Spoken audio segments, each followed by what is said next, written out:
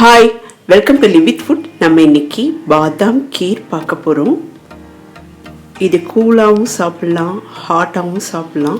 எப்படி பண்ணுறதுன்றதை பார்க்கலாம். முதல்ல பாதாம் பருப்பை எடுத்து நல்லா கழுவி சுடுதண்ணியில் ஊற வச்சு தோலெல்லாம் நீக்கி வச்சிடலாம். அதை ஒரு மிக்சி ஜாரில் சேர்த்துக்கலாம். இதோட நான் கொஞ்சமாக பாலும் சேர்த்து நல்லா பேஸ்ட் மாதிரி அரைச்சி வச்சிடுறேன்.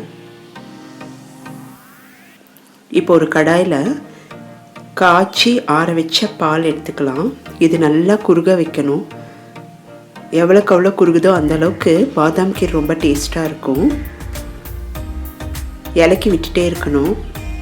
இப்போ நல்லா ஓரளவுக்கு குறுகிருக்கு. இந்த டைமில் நம்ம அரைச்சி வச்சுருந்த இந்த பாதாம் பேஸ்ட்டை அடுப்பை சிம் பண்ணிவிட்டு சேர்த்துக்கலாம். நல்லா மிக்ஸ் பண்ணி விட்டுக்கலாம். இந்த பாதாம் கீர் இந்த சம்மருக்கு ஒரு நல்ல ரெசிபி. இப்போ நான் இங்கே சர்க்கரை கொஞ்சமாக சேர்த்துக்கிறேன்.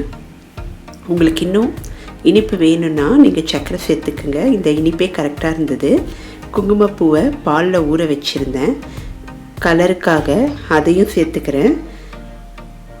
இப்போ நல்லா கலந்து விட்டுட்டு அடுப்பை ஆஃப் பண்ணிவிட்டு நம்ம கண்டென்ஸ்டு மில்கை சேர்த்துக்கலாம். அந்த கண்டென்ஸ்டு மில்கில் கொஞ்சமாக குங்குமப்பூ சேர்த்துருந்தேன்.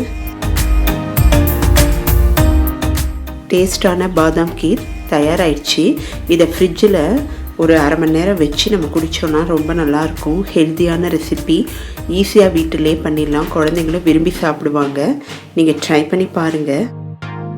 டேஸ்ட் ரொம்ப நல்லா இருந்தது, ஹெல்த்துக்கும் நல்லது. மறக்காமல் லிவ் வித் ஃபுட் சேனலை சப்ஸ்கிரைப் பண்ணுங்கள். நெக்ஸ்ட்டு வீடியோவில் மீட் பண்ணுறேன். Bye.